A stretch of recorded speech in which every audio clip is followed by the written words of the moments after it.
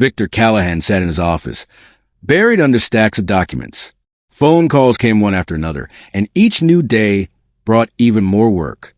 He was one of those people who could afford anything. Luxury cars, elite apartments, exclusive meetings with global business leaders. But there was one thing missing in his life. Something money couldn't buy. A wife, of course, he had. Twice. But neither of them could handle the pressure of his business, and neither left behind anything close to a real sense of home. Now he faced a new challenge. A major deal with investors he'd been preparing for an entire year. But there was one complication. For this presentation, he needed more than just a stellar reputation and a track record of success. He needed the image of a stable family man. And that's when Victor realized he couldn't do it without a temporary woman. I need someone who won't ask questions, he thought, letting the idea play out in his mind. And so, Katherine. He found her through one of those discreet services where women are available for short-term companionship. Katherine looked like she had stepped out of a magazine. Physically flawless, with a cold gaze and firm boundaries. She knew her life had a price, and she didn't lose sleep over it. She was the perfect candidate to pose as the wife of a successful businessman. The deal was sealed quickly. Papers signed. Money transferred. Now Katherine had to play the role of a happy wife in Victor's world. When she walked into his office, Victor immediately noticed her eyes. Cold as glass, yet filled with a certain resolve. She didn't look at him with admiration or curiosity. She didn't ask who he was or why his name was known by everyone in his circle. Her face remained serene, and it was something beyond professionalism. It was a mask, one that belonged to someone who didn't care about her place in the world, someone who never put herself first. So, Katherine, let's talk about how this arrangement is going to work, Victor said, doing his best to project confidence. She nodded, but her eyes weren't like those of other women he'd dealt with. She didn't care, and that unsettled him. Victor signed the contract with an involuntary sigh of relief.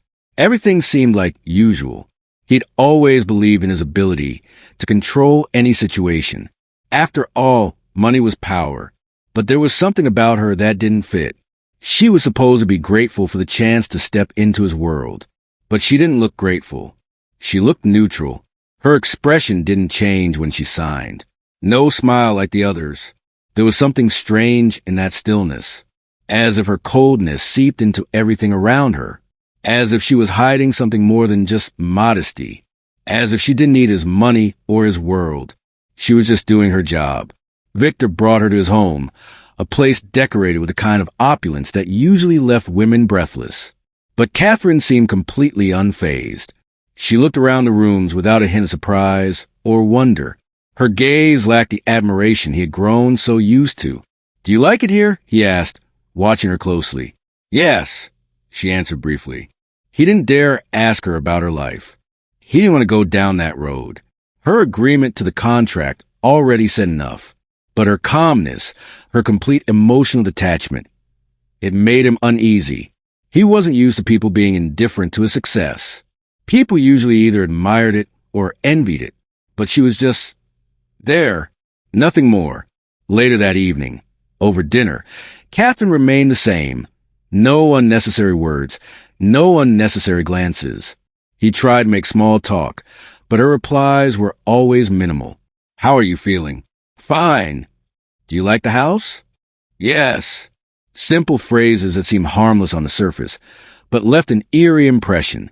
She was like a robot, but not one he could control, and certainly not the kind of woman he'd expected to play his wife. Victor had thought he was in complete control of this arrangement, but with every minute spent with Katherine, that confidence began to crack.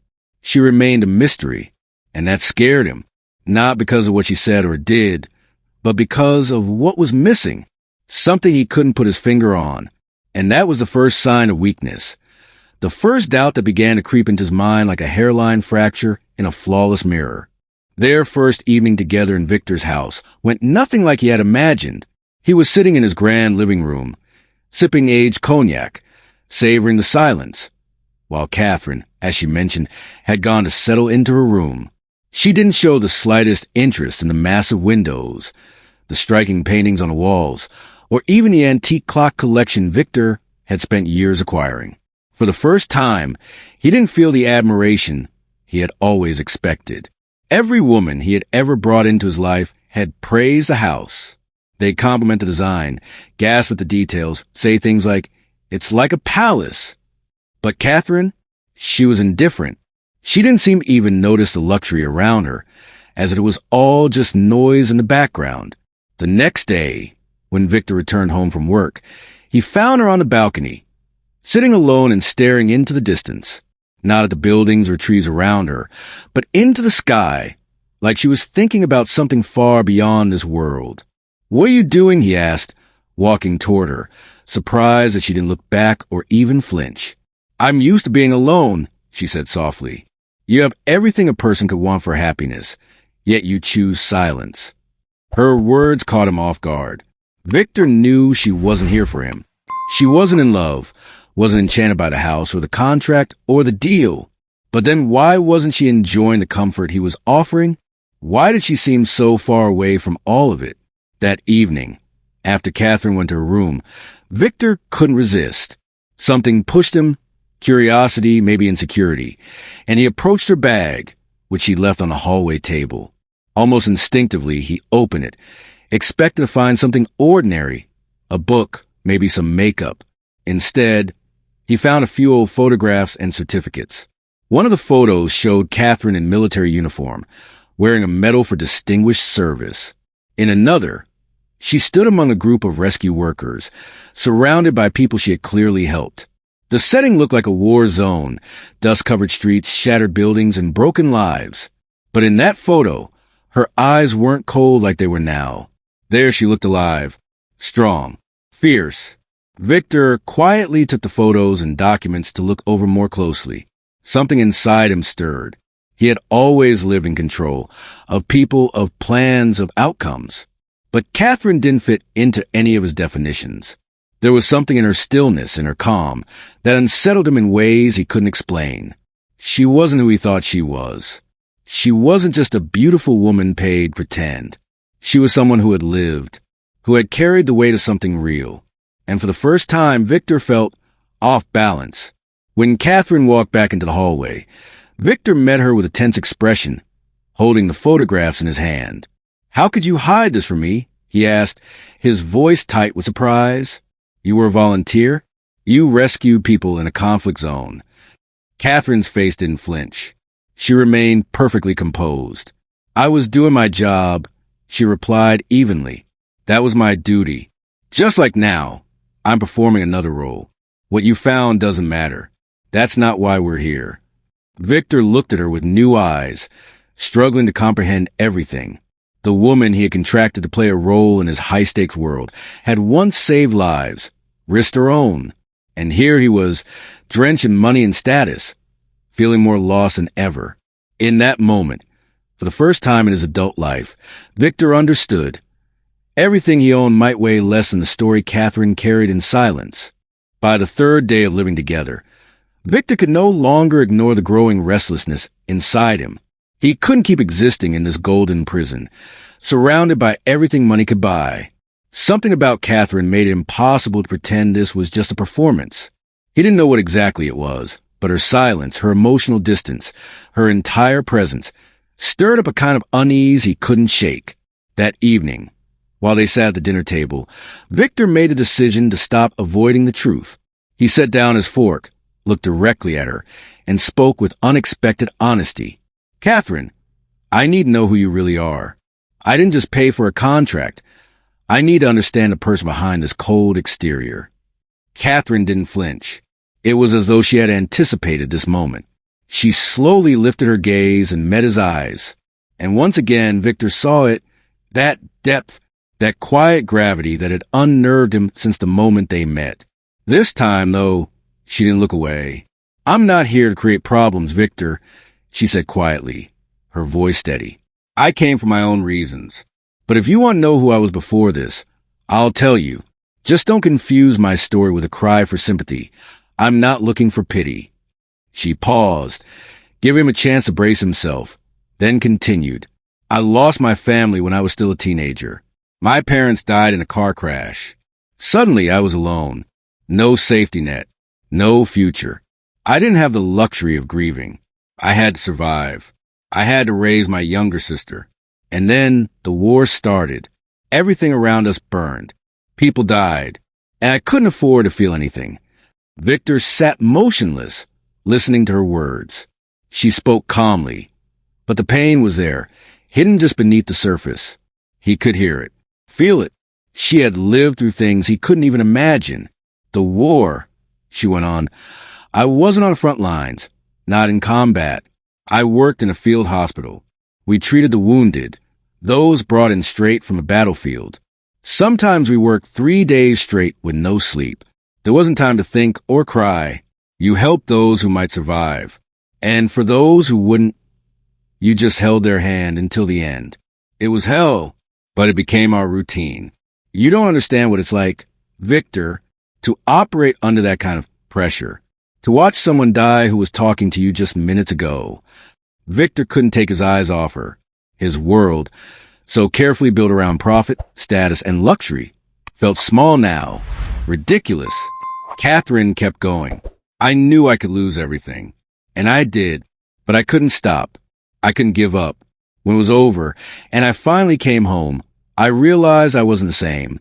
I had lost more than just my family. I had lost pieces of myself. Since then, I've just been surviving. Money, to me, isn't a symbol of power. It's a resource, a temporary one. It's just a tool to stay afloat. It means nothing more. She went silent. The room felt different, heavier. Victor sat there, struggling to process what he had just heard. Every word chipped away at the foundation of who he thought he was. Everything he had believed in, his empire, his ambition, suddenly felt paper-thin compared to what Katherine had lived through. Aren't you afraid of losing everything? He asked finally, his voice lower than before. Aren't you afraid of being alone? Of having nothing left? She looked at him, and for a brief moment, something fierce appeared in her eyes. Not anger, not sadness, strength. I already lost everything, Victor, but I'm still here. I'm still human. And maybe that's the only thing that really matters. He didn't respond. He couldn't. For the first time in years, he had no words. He saw himself clearly, his wealth, his power, his achievements, and none of it added up to anything next to her story. She had endured devastation and come out the other side still whole, still standing, still kind. And in that moment, Victor felt smaller than he ever had before. With each passing day, Victor felt more disconnected from the world he once ruled. Katherine remained calm, cold, and distant, but the quiet strength that had behind her stillness had begun to shift something inside him. He no longer fixated on her looks, her perfect posture, or how well she played the role of a wife. Instead, he found himself drawn to her inner resilience, something raw and real, something he hadn't known he'd been missing all his life. That evening was unlike any other. Victor came home earlier than usual. He didn't even try to come up with an excuse. He just wanted to be there. But instead of silence and distance, he walked into the living room to find Katherine sitting on the couch, reading. She didn't look up at him with that usual icy gaze. Her expression was softer, peaceful, though undeniably tired. He sat down beside her, not really knowing what he wanted to say. Katherine closed her book, looked at him, and said gently, "You can ask me anything." Her words weren't passive. They were an invitation, almost a challenge. And that startled him. How open she was, how unafraid. He had always controlled every situation, every conversation. But now, after all they'd shared, he no longer knew where he stood in his own home. Somehow, everything familiar now felt foreign. "Why aren't you afraid?" he asked, unable to stop himself. "Why aren't you scared of losing it all?" Katherine paused for a moment. Her eyes lost some of their sharpness, revealing something human, something tender, but never weak. She looked like someone who had long accepted what life could take from her. "Because I've already lost everything," she said softly, "and I'm still here. When that happens, when you hit the absolute bottom, you stop being afraid of material loss. You realize that what matters most is not what you own, but who you are when everything is gone." Victor listened, and for the first time, he understood she wasn't just saying it. She meant it. He had never lived through anything close to what she described. His life had always been orderly, clean, and built around control. But Katherine, her brutal honesty, her ability to stand tall after everything, was tearing down everything he thought he understood. He struggled to form words. Everything he wanted to say sounded small in his head. For so long, he had leaned on money, on status, on calculated relationships. And now, sitting next to her, none of it mattered. She was stronger than him. Not because she had power, but because she didn't need it. "Have you always been like this?" he asked, his voice barely above a whisper. Katherine smiled faintly. There was sadness in it. "No, I became like this. Life shaped me into who I am. When I realized that giving matters more than having. Tell me, Victor, are you afraid of losing everything? Because to me, it seems like you live only to gain." Her question hit him hard. His own logic turned hollow. He was beginning to see that his pursuit of success was nothing more than a distraction from the emptiness inside. He looked at her, seeing not just a woman with a painful past, but someone who survived with her values intact. He hadn't. He had hidden behind money, behind deals and reputations. But she stood in front of him. "Ho!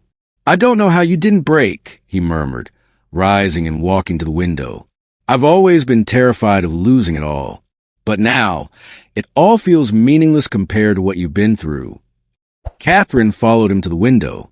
She didn't raise her voice, but her words sliced through him like a knife. "You're not broken, Victor. You're just lost. You build a life around the belief that money solves everything. But it doesn't. When you lose everything, that's when you finally understand what really matters. It's not about what you have. It's about what you carry, what you survived. And you can't keep living just to feed an illusion." Victor felt it then, his carefully guarded self-confidence beginning to collapse. All he had created suddenly felt weightless. He realized he didn't know how to live a meaningful life. Katherine was someone he'd never expected to meet. And now, standing beside her, he saw that his empire, his entire world, meant nothing if he didn't have the courage to live with purpose. "You're right," he whispered, turning toward her. "I've been chasing wealth because I thought it would make me whole. But you've shown me that there's strength in letting go." He didn't know what would come next, but he knew one thing. The life he'd lived until now, the race for success, no longer held value. Katherine had become a mirror, and what he saw in her was everything he had been missing. Victor sat alone in his office, trying to make sense of everything that had happened. The life that once felt so stable, so perfectly arranged, now resembled a house of cards. Katherine had become something more than he could define. She wasn't just a woman hired to play a part. She was a presence, a force, something he couldn't fully understand but couldn't stop thinking about either. That night, when he returned home late, he found her standing by the window, gazing out at the city's glowing skyline. Her face was unreadable, but there was something distant in her expression, like her thoughts were somewhere far beyond this world. "Is there something you want to tell me?" Victor asked as he approached her. Katherine turned to him slowly, and for a moment, he caught something in her eyes, a flicker of hesitation, maybe even pain. "I got an offer," she said quietly, "to go back to the front." Victor froze. He didn't know what to say. That one sentence hit him like a blow to the chest. Somewhere deep inside, he'd already come to rely on her presence, her strength, her silence, even her judgment. She had become something constant. And now, she was preparing to walk away from it all. "You're thinking of going?" he asked, trying to keep his voice steady. Katherine didn't answer right away. She looked back out the window. When she finally spoke, her voice was firm. "Yes, I'm considering it. I can't ignore what's happening out there. Not when I know I can help." Her certainty left him shaken. Victor wasn't used to feeling helpless, but that's exactly what he felt now. She was choosing a world of danger and chaos over his comfort and safety. And deep down, he knew why. She didn't belong in his world. She never had. "It's dangerous," he said, stepping closer. "You could be killed." "I know that," she replied, not flinching. "But it's still where I need to be. I can't stay here, pretending to be someone I'm not. I can't pretend this life satisfies me when people out there are bleeding, screaming, dying, and I could do something about it. Her words cut deeper than he expected. They were honest, pure, and for the first time, he saw just how vast the gap between them really was. But we have everything here, he said, his voice more desperate than he intended. You don't have to go back. Stay. We can build something together. Here, safe. Katherine turned to face him, stepping forward. She reached out, gently placing her hand on his arm. I'm not running from comfort. Victor, I'm running toward what matters. I don't want to live in a world where everything is measured by what you own. That world numbs me. The battlefield, it's not just about pain. It's about meaning. About saving even one life when no one else can. That's what gives me purpose. Not wealth. Not marble countertops. Not penthouses. Victor stared at her, speechless. For years, he'd told himself that money fixed everything. But now, in front of him, stood a woman ready to risk her life. Not for status, not for glory, but simply because she couldn't sit still and watch while others suffered. You think I'll lose everything if I leave this, she continued. But I've already lost everything. That's why I have nothing left to fear. My strength doesn't come from security. It comes from knowing that I can still give something of myself. Her words felt like fire through his veins. He'd spent his entire life building walls around himself, walls of deals of power, of control. But Katherine had walked into his life and cracked them wide open. You have to decide, she said, looking him straight in the eyes. You can stay here, in the world you built, or you can step into something real. But if you want to walk beside me, you have to let go of the illusion. I can't be with someone who lives only for comfort. I won't stay unless you're ready to change. Victor felt the weight of her hand on his arm, like it was made of iron. He didn't know what scared him more, losing her or realizing she was right. He could keep living in a world of control and quiet emptiness, or take one terrifying step toward the unknown, toward her. Victor didn't sleep that night. He sat in the dark, watching the city shimmer through the tall windows, his mind in turmoil. Katherine's words echoed again and again, her calm, unwavering decision to go back to the front. She hadn't chosen his world, not his wealth, not his comfort, not even him. She had chosen meaning. And now that she had made that choice clear, everything he once held sacred felt meaningless. At dawn, as the sky began to pale and the city stirred to life, Katherine returned from her morning run. Victor was already waiting by the front door. His posture was stiff, but his eyes held something different, an emotion that hadn't been there before. Something open, something real. Katherine, I need to talk, he said, and even he was surprised by the tremble in his voice. She gave him a quiet nod, saying nothing.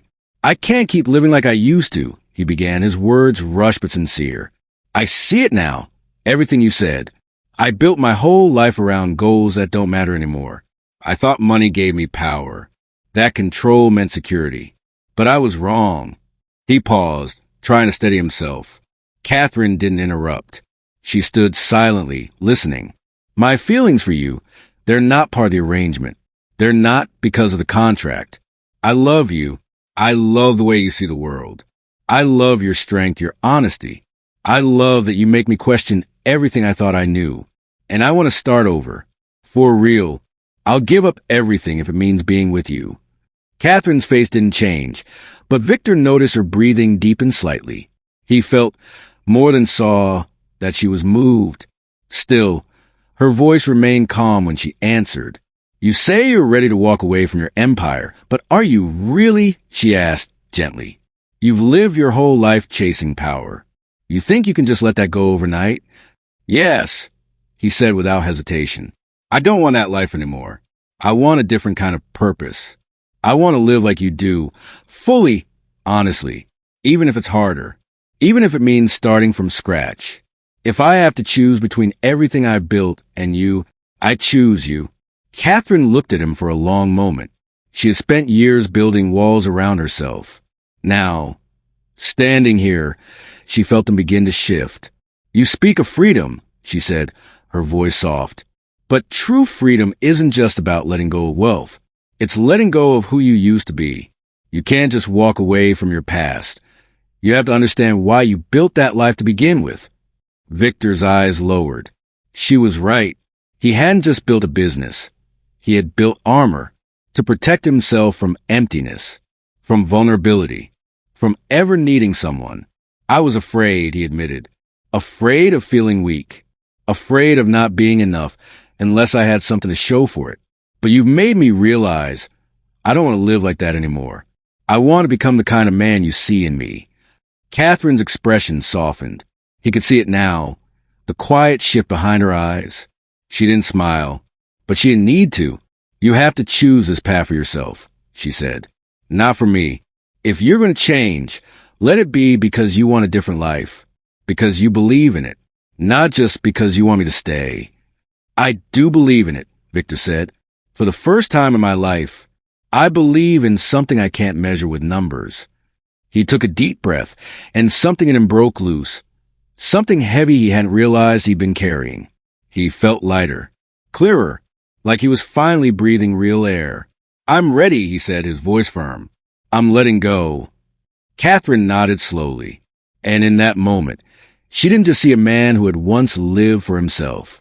She saw a man stepping toward something real, toward purpose, toward her. Several months had passed since the day Victor chose to change his life.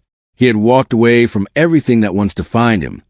The business empire, the boardrooms, the headlines, the money, all of it. The lifestyle he had so fiercely protected was now just a memory.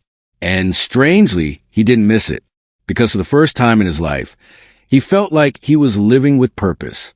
Together with Katherine, he began working on projects that truly mattered, initiatives to support those in need, to restore dignity to people who had lost everything. No more investment portfolios, no more strategy meetings. Instead, they organized shelters for the homeless, built programs for trauma recovery, and supported war victims who had been forgotten by the world. And for the first time in years, Victor felt human. Katherine wasn't just a partner in these efforts. She was his anchor, the person who helped him navigate this new world. Her clarity, her relentless drive, her unwillingness to compromise on what truly mattered. These were now the things that guided him. One day, after wrapping up a project in a remote town, they sat together at a tiny cafe, their hands wrapped around warm mugs of coffee, the air outside cool and quiet. You know, Victor said with a soft smile, if someone had told me a year ago that I'd be here like this with you, I would have laughed in their face. Katherine raised an eyebrow, waiting for more. I spent my whole life chasing numbers, he continued, trying to prove I was important. But none of that ever made me feel the way I do right now. Sitting here with you, doing what we do, it's the only thing that's ever made sense. She didn't say anything right away, just looked at him, but her gaze was full of warmth. You didn't change because of me, Victor, she said finally. You changed because something inside you was ready. I just helped you listen to it. He nodded, his face more open than she'd ever seen it. The man who once had behind suits, luxury, and power was gone. In his place stood someone real. Someone who didn't need to prove anything anymore. I'm not who I used to be, he said. And I don't ever want to be that man again. I want to stay here, with you, doing this, helping people, building something that matters. A rare smile appeared on Katherine's face, subtle but unmistakably sincere. We're not just a couple anymore, she said. We're a team, and the world needs more people who are willing to rebuild it. Victor felt something shift in his chest, not the rush of success he used to crave, but something quieter, more lasting, a sense of peace. They kept working, side by side, changing lives step by step, not chasing influence or prestige, but aiming for something far more important. Healing, dignity, hope. One afternoon, after another project had come to a close, Victor stood in the doorway of a shelter they had helped build, watching people come in from the cold. He felt a calm settle over him, and then he turned to Katherine and said, You gave me something I didn't know I was missing, a life I didn't know I was allowed to want. You didn't just change me. You helped me become someone I can finally be proud of. Katherine looked at him, her eyes soft. She reached for his hand. No, she said. You did that yourself. I just reminded you that it was possible. They stood there in silence, hand in hand, as the sun dipped behind the rooftops. Not everything was perfect, but it was real, and that they both knew was enough.